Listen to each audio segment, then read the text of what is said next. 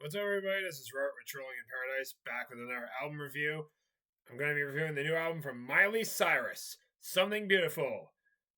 Obviously, I'm not going to go into too much detail on Miley because I talked about her a couple years ago. I reviewed her last album, Endless Summer Vacation, which I was a big fan of. Endless Summer Vacation. I thought it was a really good album. That one came out a couple years ago.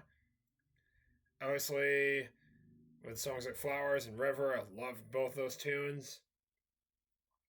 And yeah, I'm just gonna get onto the album. Something Beautiful is the ninth studio album from Miley Cyrus. This just came out today on Columbia Records, and there will be a musical film of the same name that opens that's gonna be out next week. It's gonna be showing in the theater for one night only across the country, known as Canada, on June 12th, which is the day before my birthday. By the way, I'm probably not gonna go to the movie or anything, but I will get the album when it drops. Anyway, there are 13 songs on it, so we're gonna get on to it now. Prelude is the opener, it is the intro, it's 2 minutes 35 seconds. There's a spoken thing, and it leads into something.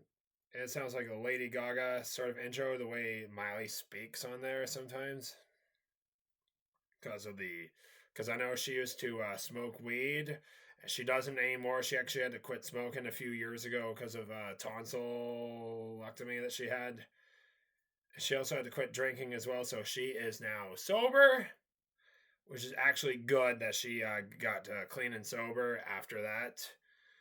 Because if she continued smoking weed, she probably would have damaged her voice even more. So that's why she quit smoking. Something Beautiful, the title track, is the opening tune. It opens up with a drawn out ballad that sounds similar to The Weeknd, like Earned It from the 50 Shades of Grey movie.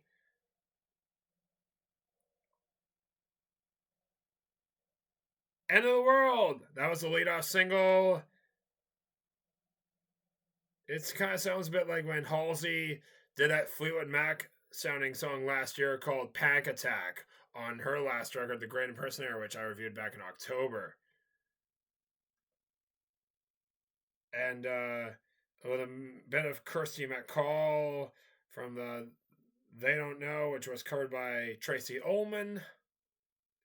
More to Lose. This was the second single. It's one of the ballads.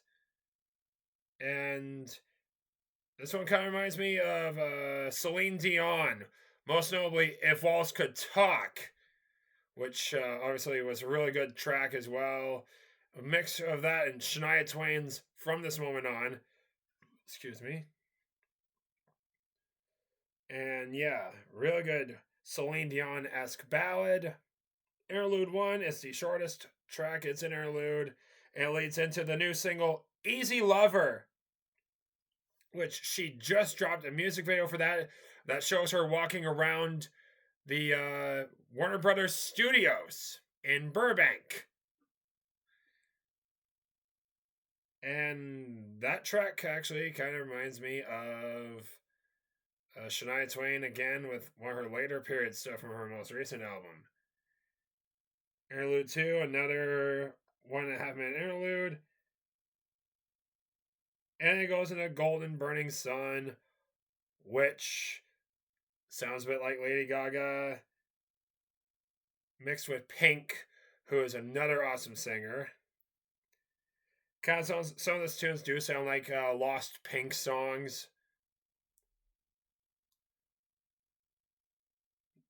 Next up is the longest song on the record and another single that just dropped, Walk of Fame, featuring Brittany Howard of Alabama Shakes. And yeah, one of the longest tracks in the album and another Lady Gaga sounding track. Pretend You're God, another Halsey wannabe song. This could have sounded like something that Halsey could have released.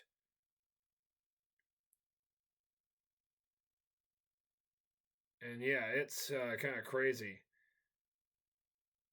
Next, Every Girl You've Ever Loved, featuring fashion model Naomi Campbell. Naomi Campbell does a spoken word part halfway through.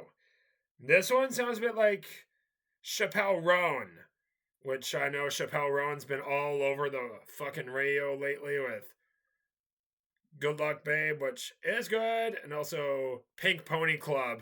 Everybody's been hearing that lately. As well as Hot to Go. That's the other one I know about.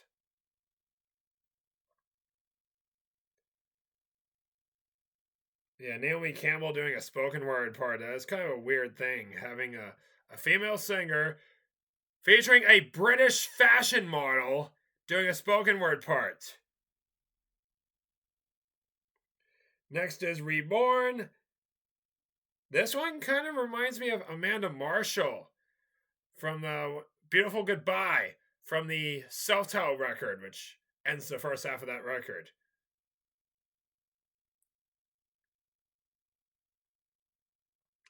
And the final song is Give Me Love, another Shania sounding track, and that is the last song, is the closing ballad. It kind of reminds me of Shania Twain a little bit. It sounds like something that Shania could have written. I could imagine Shania singing something like that too. But unfortunately, Shania's vocals are shot. And she does not sound good anymore now. I like her older stuff though.